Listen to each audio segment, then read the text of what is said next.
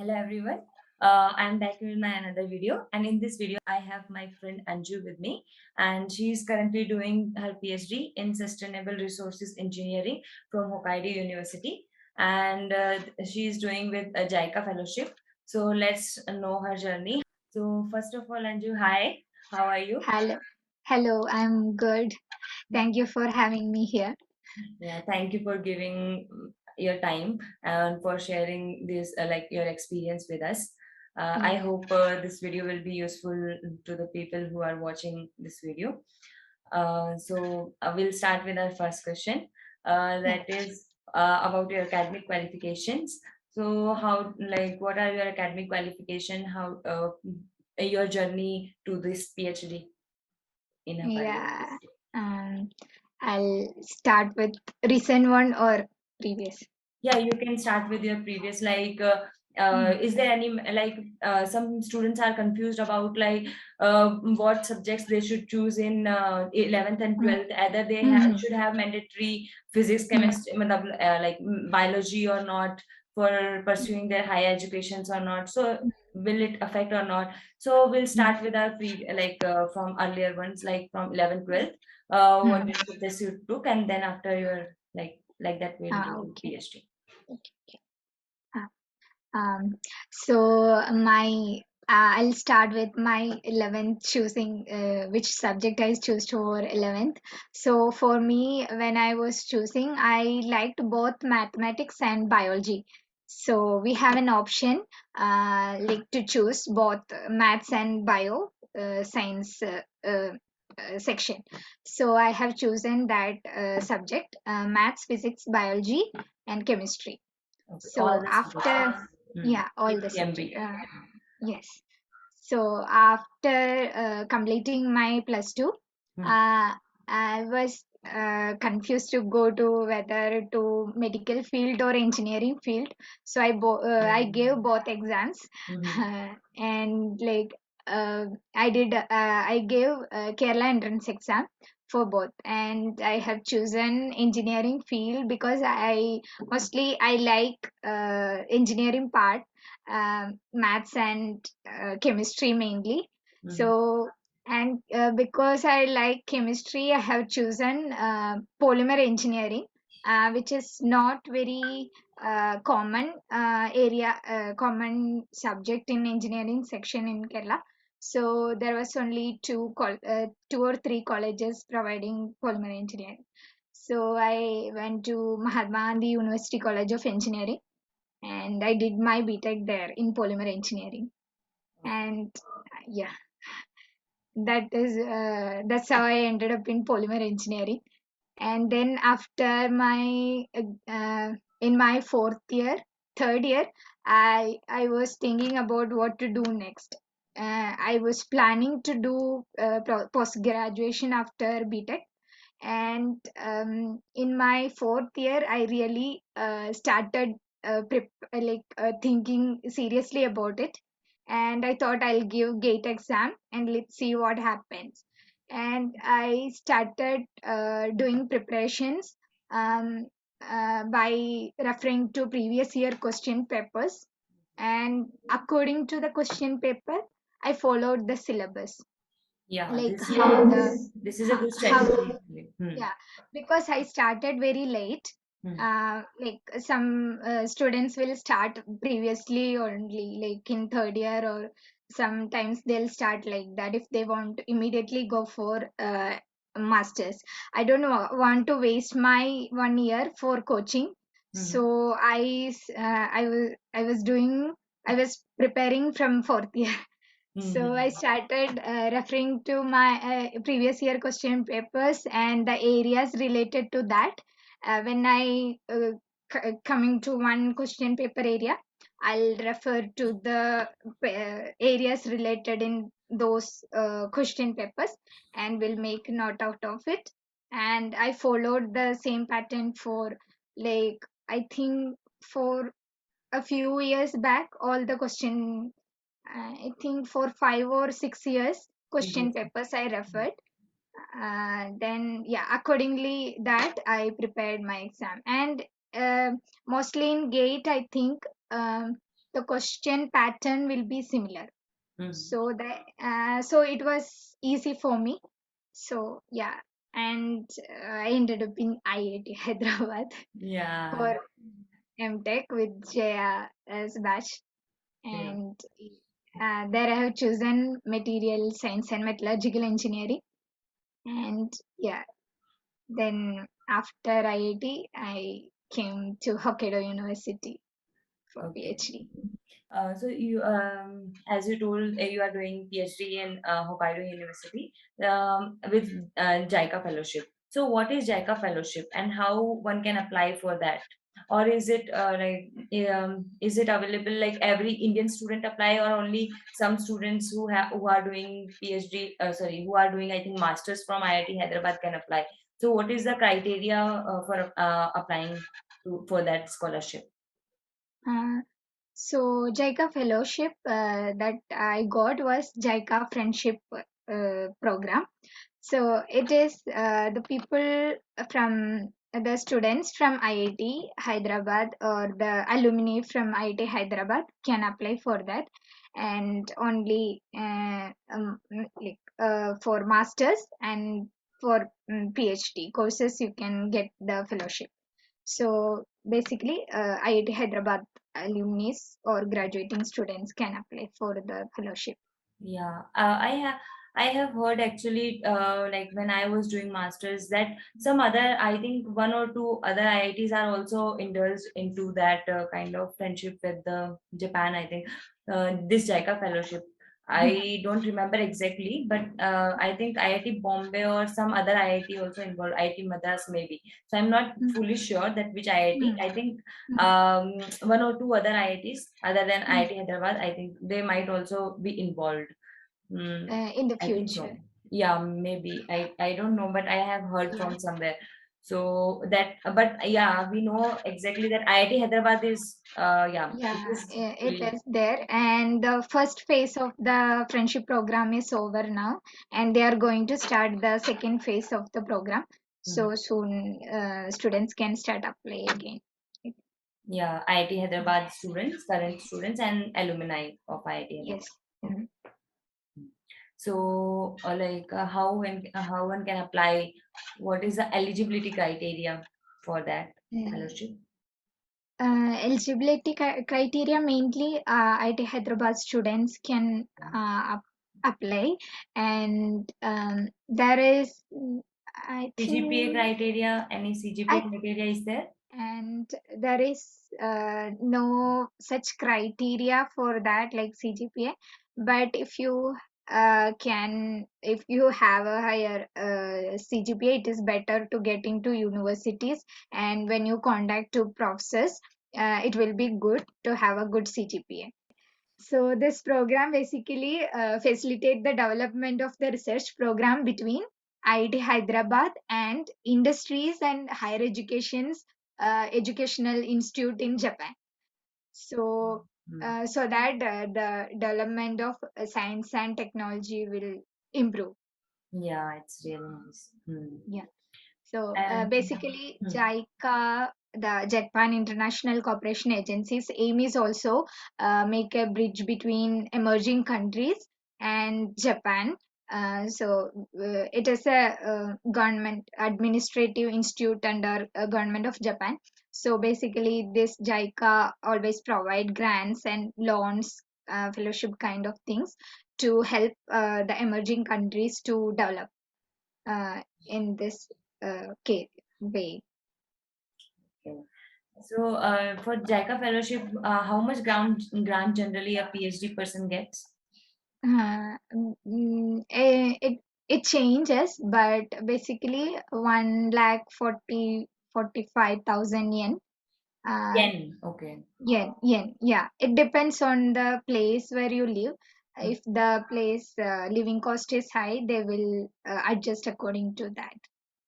So, So is it sufficient for every student? Like, yeah, yeah. So the tuition fee and all will paid by JICA. mm-hmm. So this is the fellowship that we will get, Mm-hmm. and yeah, we can it is a good amount to for a student. Student, yeah. Mm. Yeah. And are there any other benefits like health insurance cover or something like that? In Yeah, this JICA internship? provides insurance also for us. Yeah, nice. Mm. And how did you apply like to it? Whether there was some Yes. form came or you have to apply to some professors, like how? Or is there any website for like differently for JICA if you want to apply into it? So in IT Hyderabad, like I applied for JICA through IT Hyderabad. So there was office for JICA in IT Hyderabad, as you know. So I applied through that, and we got when we were in second graduation time. I think like November, October time, we used to get. They will call for applications, Okay. right? Yeah, Yeah. that time only I started applying. But before that, in the form we have to give our preferences for which laboratory you want to go for research, Mm-hmm. and also we have to submit a, research plan, Mm-hmm. like what we are going to do for our PhD, Mm-hmm. proposal kind of uh, uh, page. So for because of that, I contacted professors parallelly when I'm applying application, filling the application. Mm-hmm. So I shortlisted some professor or laboratory which I felt similar to my research interest. Mm-hmm. So and I contacted them uh, through email with SOP and CV. Okay. Yeah, in CV you will be giving only little details about yourself and yourself, right? What you did and all. So in SOP you can elaborate your research interest and what you have done, and like how it is relating to your future research area. So you can relate this to, and if it is fitting to the laboratory that you are going to apply, the professor you are contacting, the area of the research of the professor is similar, I think it is a good chance to get into to that laboratory. So you have to prove that you have an interest in the research they are working on. Mm-hmm. So that is how the flow of the state SOP should be. So if the research area you are shortlisted some different research area, the SOP should be made in a way that you are interested in that part of Mm-hmm. Means research. we should try to connect whatever we have done in Yes, masters and yes, what we want to go into the go future, like what we want to future. do in the Yeah, PhD. So yes, that should be little bit connected, and it should be yes. similar to the professor Mm. where we are like Research whom we are interest. contacting. Okay, Yes. so there are good So, chances yeah. after that. So SOP, making a proper SOP is must for applying for PhD anywhere in the world, I think. Mm-hmm. So one should focus on that mainly when applying for PhD. Yeah, and also research proposal also is important. What are Like the differences between statement of purpose and research proposal? In statement of purpose, we can write small in the brief, like brief explanation of our research proposal in the SOP as well, right? I think in statement of purpose, we don't need to explain our fully what we are going to do. Hmm. We can just talk about ourselves, first ourselves, what we did in our bachelor's, master's, and then master's project. If we are going for master's, Hmm. if we are going for PhD, you can talk about what you did in master's research. And if you have published a paper, you can write that also. and also talk about future research you want to do, what you want to do. And yeah, that these are the things that you will write in SOP. So in the research proposal you will only write what you are going to do in your PhD. Mhm. Only that, you don't need to mention any other previous parts, right? You have contacted to the professors through mail, or did you apply to universities also separately in Japan? Yes, we have to apply for university, but I first contacted to my the professors, Hmm. and I think uh, first I got a reply from Hokkaido University only. Hmm. So the area was also, I was interested in the area that the current lab is doing.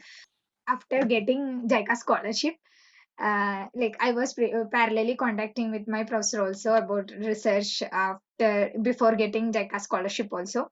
Hmm. And I applied to university, Hokkaido University, Hmm. when the fall application was open. Hmm. Hmm. Engineering separately, I have to apply for engineering division. So I applied for that, and for that also I have to submit the research proposal and everything. Yeah. Yeah. And there was an interview after the application to the university. Mhm. So, do you need to give any English proficiency test like TOEFL or I think GRE or anything? Uh, mm, yeah, English needed for applying for non-Japanese students, international students. Hmm. For so I my medium, or you can in Hokkaido University, if in this section that I applied, it's a English education for engineering section I applied. So Hmm. for that, either you have to pass an English test, TOEFL, like TOEFL, or your medium of instruction for masters and bachelors should be in English. Hmm. Hmm. So I already given TOEFL exam, Hmm. but it is also possible that if you didn't give TOEFL also, Hmm. you can get a certificate from your previous university where you studied with the transcript. You can ask for the Some university for certificate. a certificate for like your medium of instruction Hmm. was in English, so that also will take for application. Yeah, So one of but you have to check. hmm. I don't know for every Japanese university it is the same. Hmm. Hmm. Hmm. But for here you can apply like this Yeah. without a English test. One of my friend who is studying, I think in Hokkaido University and Mm, Tohoku University, they mm, both are like they both did not give any exam, TOEFL and all. They applied like they produced a certificate from the IIT Hyderabad only. So mm. which was like saying that and that they have done a masters in Yeah. in Yes. English medium Uh-huh. only. So like that Yeah. that also can be I Yeah. think in some we have to check for the university's criteria. Yes. Yeah. Yeah. And for my bachelor's degree, in the for some university in the transcript itself, they will say medium of instruction is in English. So for that, you don't need a separate certificate. You can Hmm. just submit your transcript. Yeah. So like you have applied to PhD through JICA Fellowship in for Japan Hmm. universities. Hmm. So is there any other fellowship also through which other students like who are not in IIT Hyderabad they can apply to the universities in Japan for PhD? Yeah, and there is another scholarship called Mixed. Okay. So that is also you can apply. That is also yearly, I think. So the And JICA also is like once a year and yeah, next also yeah, once a year. Okay. yes. And also some other Japanese government scholarships are there. Mhm. Uh, I don't know the criteria. I heard about after coming here, JSPS. That And is, I think, for postdoctoral, right? I one of my friend PhD. is having JSPS postdoctoral fellowship. So is it for PhD also? Do you know any line? I think there is it is for PhD also. Okay. Uh, Yes. yeah, Hmm. but I don't know the criteria. Some scholarship might need Japanese proficiency Hmm. sometimes. Hmm. Not sure. But for us, for Next and JICA, you don't need to know Japanese. Okay. Mm. Hmm. Okay. So Max scholarship is also like same kind of application like JICA. Yeah, similar, I think. Um, but JICA scholarship, since we got from our institute, so the procedures was through Yes. Hmm. institute. Okay. Yeah. Mm, So guys, I want to tell you one thing. One of mm, my friend has got Max scholarship and he's mm, going to do his PhD in Japan. mm. So I will try to I will ask him if he can be available for our next session. Yeah, So I'll yeah. ask him to so that they can know about Max scholarship Mm. as well. Yeah, So what is yeah, I think yeah it is kind of different. yeah Their procedures are hmm, so it is better to. yeah. So Mm, I will try to make a video on that Max scholarship for the people who want to do PhD in mm, Japan if they are mm, not from IIT Hyderabad or some other IIT who is having this JICA fellowship. yeah. So yeah, I will try. Hmm. So coming back to our next question. So Anju, when we apply for a PhD in abroad, generally we need reference Mm. from some professors and all. So does that apply in the JICA fellowship also? Like in JICA for filling the application for JICA fellowship, do we need references or just that we are from IIT Hyderabad? We will just go for the application. No, you have to provide references, minimum two references for the application. So yeah, you have to provide references. One question generally students ask like how to write a mail to the professors like what should be the body of the mail our mail like first we should go introduction of ourselves or then Mm. our area what interest we want to do like how to Mm. write a good mail for the to the professors. Yeah, this is important actually. Yeah. The professors may not have time to read like a big mail that we write. So, anyways, you are providing everything in the CV and SOP that you want to do and to what you are interested in and all. So, basically, the mail only should be to see what process the first glance of your research, like first you have to introduce yourself, Mhm. what your what what is your name and all those things, and what you have done and what is your research was, and then you have to say about how you inspired by their research area in very short words, like short way. And you want to show the interest, you should express in the mail that you are interested in their research area. And then if you have time, you will say you are attaching your SOP and CV. So if they are interested in that part you have done, like you will be explaining what your previous research was. So according to that, professors will contact. And if you got any fellowship, you have to mention that in the mail. That will be helpful.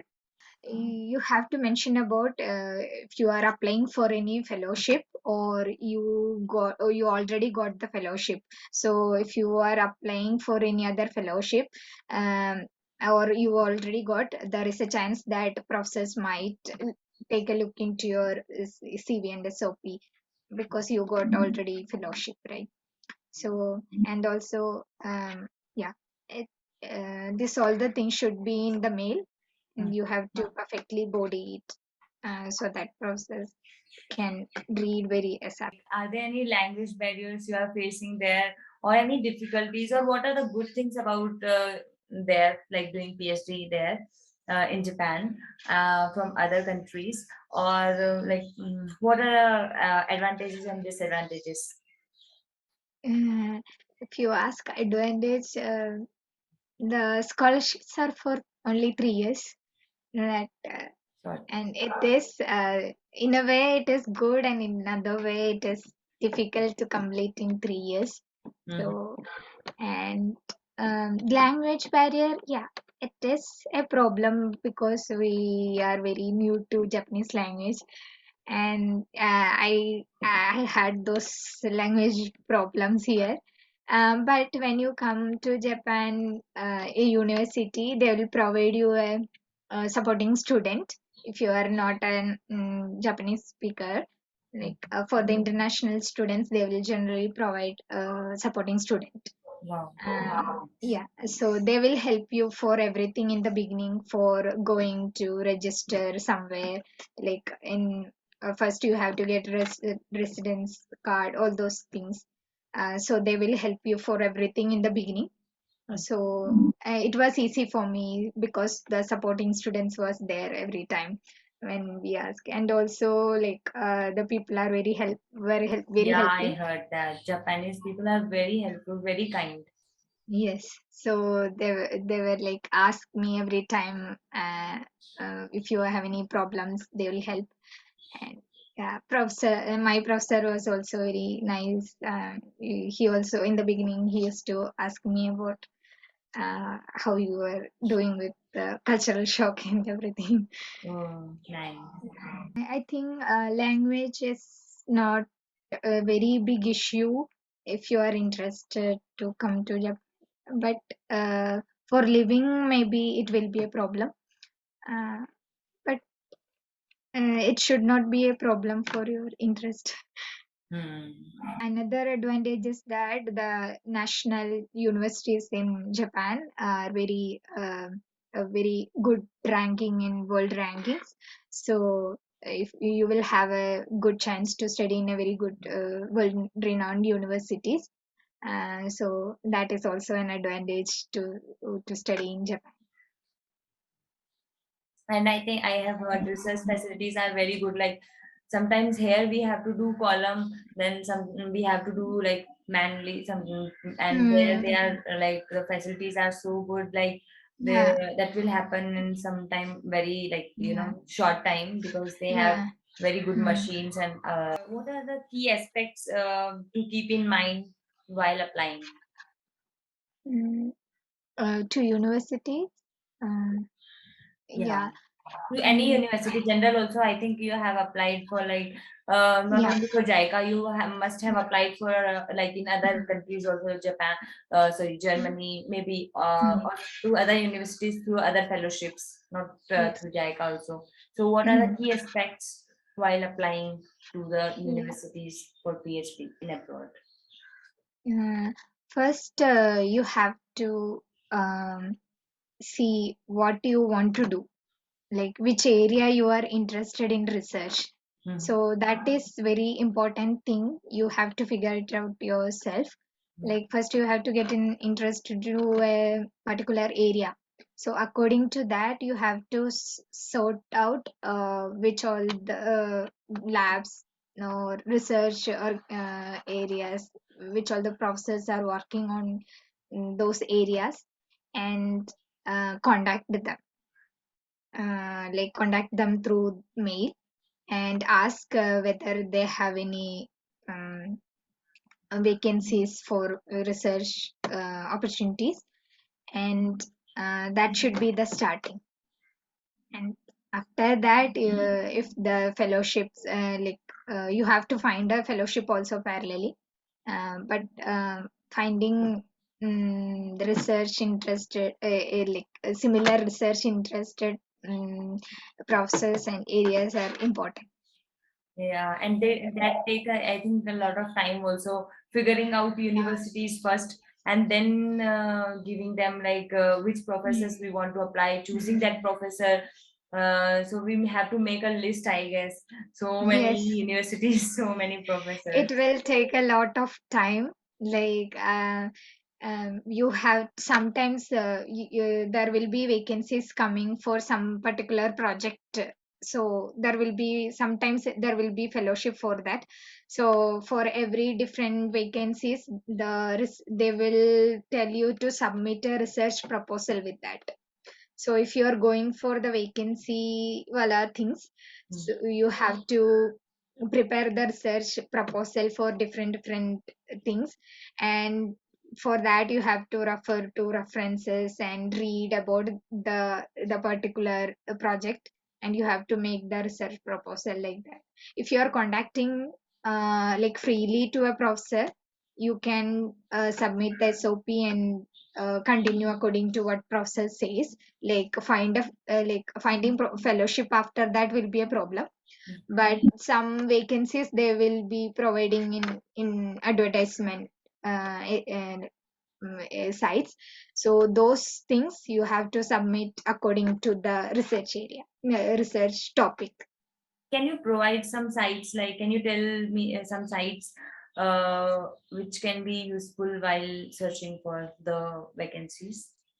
mm, If you I have any mm, thing in mind, those. I remember Find PhD was a site I was referring to, and Euro.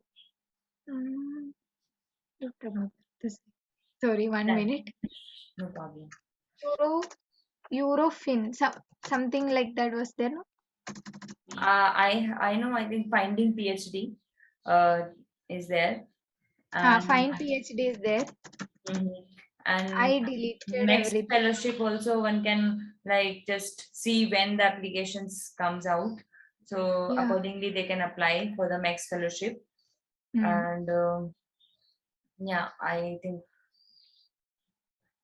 I have Uh, applied for like Indian institutes generally, and mm, yeah, I have also applied for JICA. I also got into Hokkaido University in mm. chemistry, but that time I got in some other institutes. I think there are many sites that you can find in internet to like they will provide the vacancies in research areas.